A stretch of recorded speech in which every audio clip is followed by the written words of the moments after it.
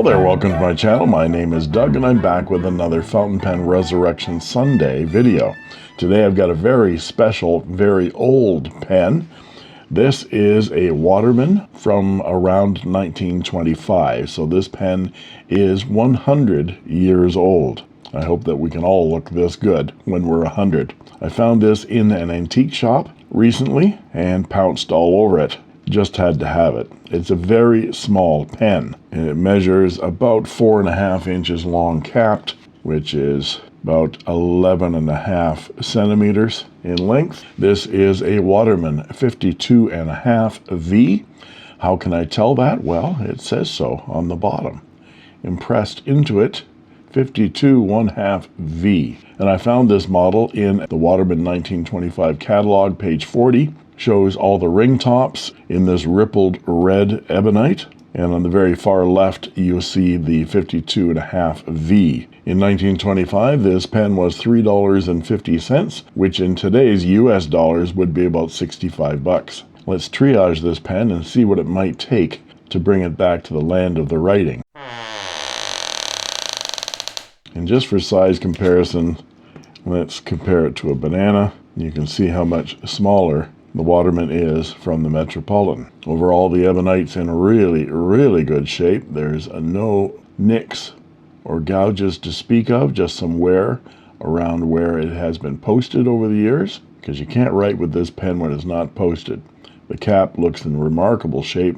The cap band shows a little bit of wear. The ring top is in good shape with a little bit of corrosion around the base. And of course that imprint is very deep and strong. It is a lever filler, and the lever with the Ideal logo on it right there is in very good shape. This is all gold filled and it is a box lever. And on this side of the pen it has patented August 9th, 1906. Again, that's the patent date, not the date of manufacture. Waterman's Ideal Fountain Pen, Canada. And the rest of the patent, February 9th, 1909.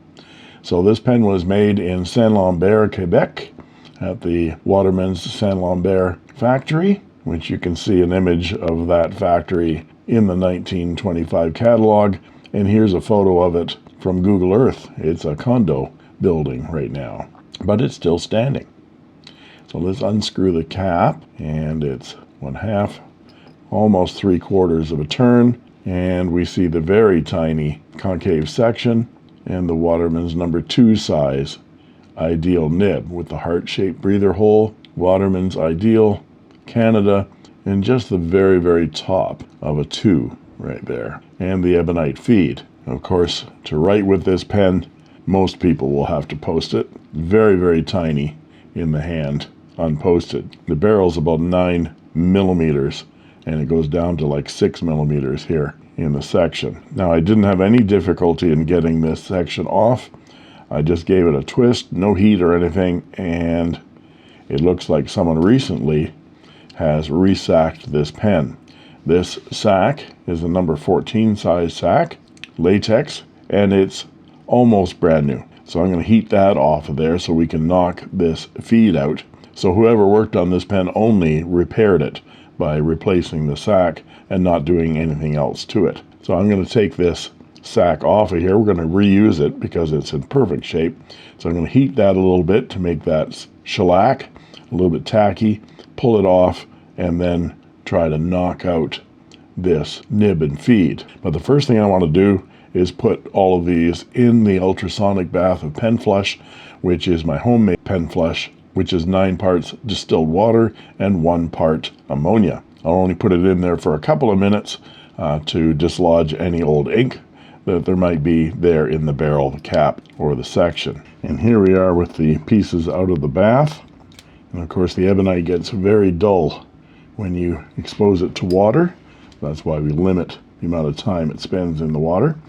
Now I'm going to heat that nipple on the section with my heat gun and try to dislodge this latex sack without ruining it. Put my mittens on.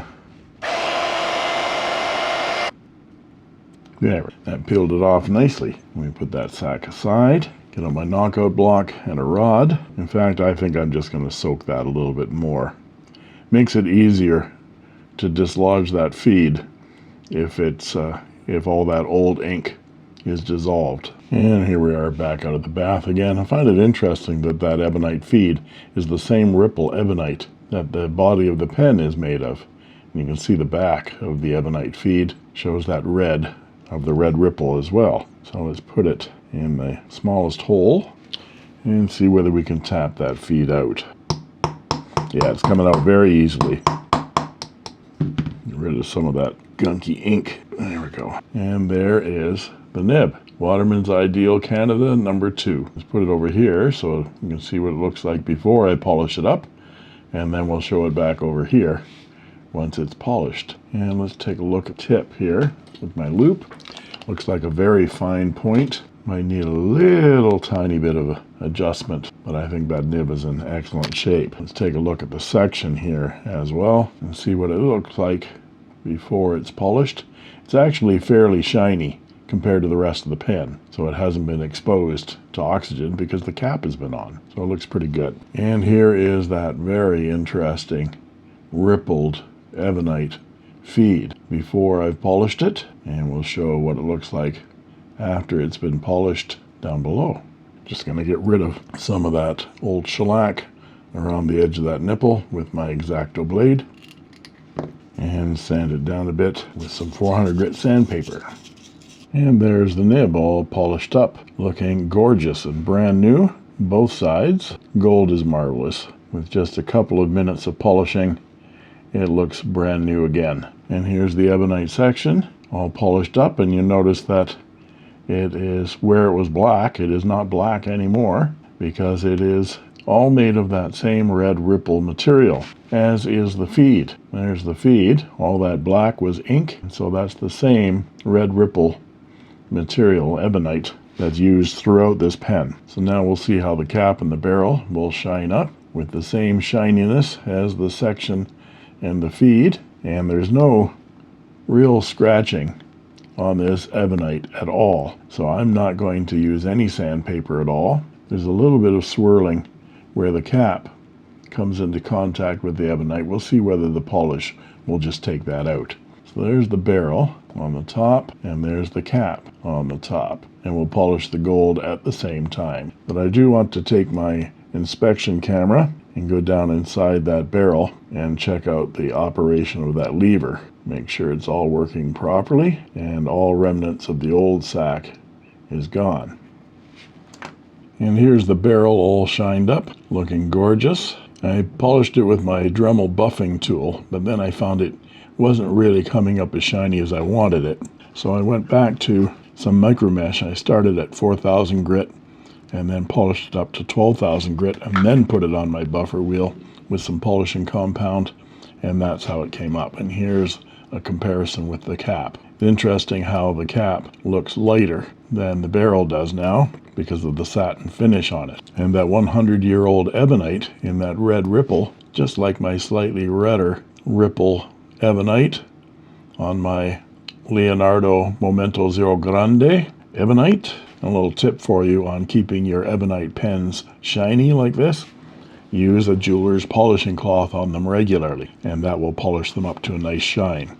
And you can see again how more matte the cap is here than the barrel. The barrel gets more use because of my hand, and that's natural. So now let's do the same thing with the cap and see whether we can get it looking just as nice. I'm going to start with the micro mesh at 4,000, go down to 12,000, and then polish it up on my wheel.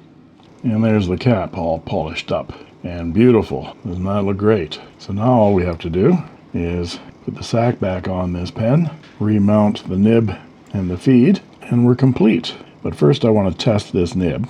So I'm going to put the nib, the feed, and the section back together again, put that back in the pen, and do a writing sample with that. That way if I need to make some adjustments to this nib, I can always knock it back out again and make the adjustments. And when I'm happy with it, I'll put it all back together again, put the sac on it, and we'll do another writing sample. So I got the nib and the feed together with some gripping material, and we'll grab the section and twist it around inside the section until I feel where that nib belongs. Now, if I remember correctly, just the top of the 2 is visible, which is just about there. and that feed was well down inside. We'll put this back in the barrel, just like that, and we'll do a dip test. Get out some Watermans appropriately, and let's dip this nib in the Watermans and see what we have. Very difficult to write with it short, but I'm not going to post it just yet. 1925 Waterman 52 1/2 V. Look at that. Gotta keep dipping it here. Look at that bounce. Very flexible nib. Lay out some lines here with no pressure, and then lay out a line with as much as I want to give it. Get out my pad from Dominant Industries and check out the line width. So this looks like a 0.4, and very, very light touch goes down to like 0.25, and the thick line is about 0.9. So I've got 0.25 to 0.3 to 0.9 millimeters. And of course it's very wet and very smooth. There's nothing I need to do with this nib. It's perfect the way it is. So now let's replace the sac on that, and we'll check its capacity, and we'll put it back together again. So let's take the section off, and we already know it's going to fit because it came off the pen. We'll put it in a sac spreader, put a tiny amount of shellac around that nipple, and fit it up underneath, just like that. Give it a slight twist, and then just paint that seam with a bead of shellac, just to guard against leaks. And we'll let that dry for several hours. So here we are, it's the next day, and the shellac has dried. We're going to put it back in the barrel and fill it up with ink, and then do a writing sample. So first I'm going to put some talc on this sac to make sure that it slides inside the barrel over that pressure bar properly. There we go. So we're going to line up the lever with the top of the nib. Yeah, it's fitting okay. Now I'm not going to shellac this down. There's some shellac on the section, and I'm hoping that dry shellac there will keep it from spinning, and it will make it easier to remove if that sac needs to be replaced again. And it also makes it easier to line things up properly, just looking at it. Make sure that it's lined up with the lever and the nib, and it looks good. There we go. Now let's get out our scale and weigh this tiny pen. 6.17 grams. That's very light. Press tear, grab some Watermans, and we're going to give it a couple of pulls until there's no more bubbles. Give it a few seconds to let that sac inflate. No more bubbles after 3 pulls. We see we have 0.8 milliliters of ink. Not bad for a tiny pen. Now let's get out some paper and see how it writes now. Should write the same. 1925 Waterman's 52 1/2 V with a fine, flexible 14 karat gold nib.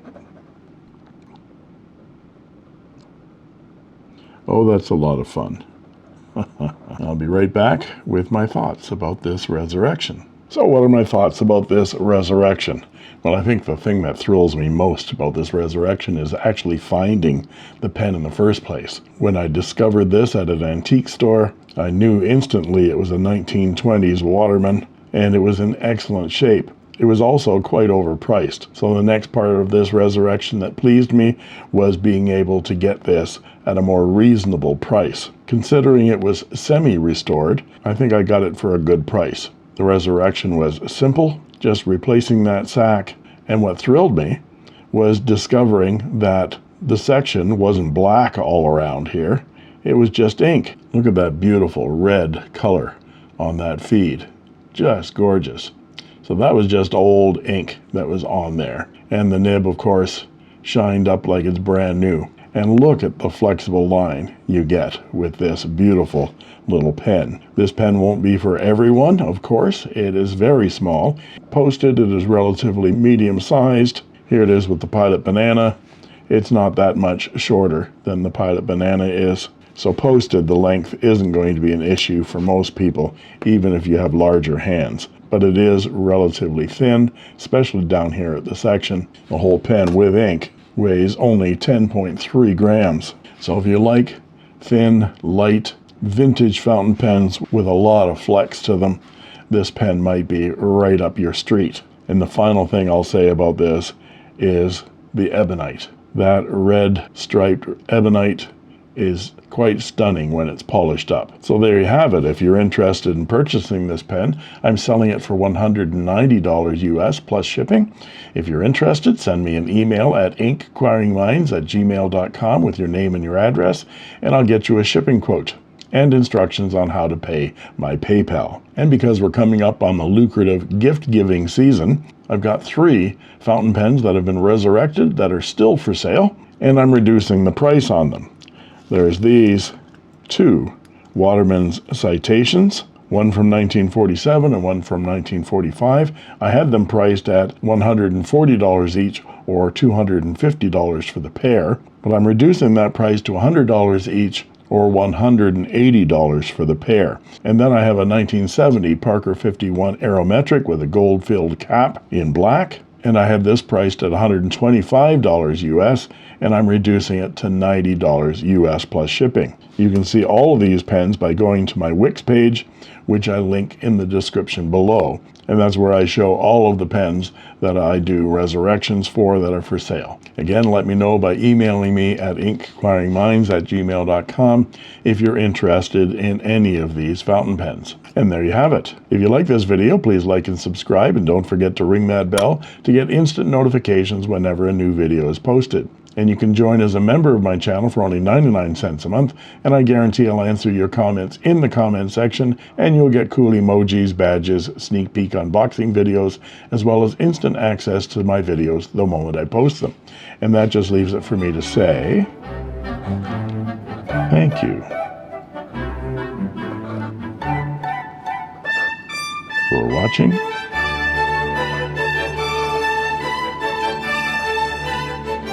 And that's all she wrote.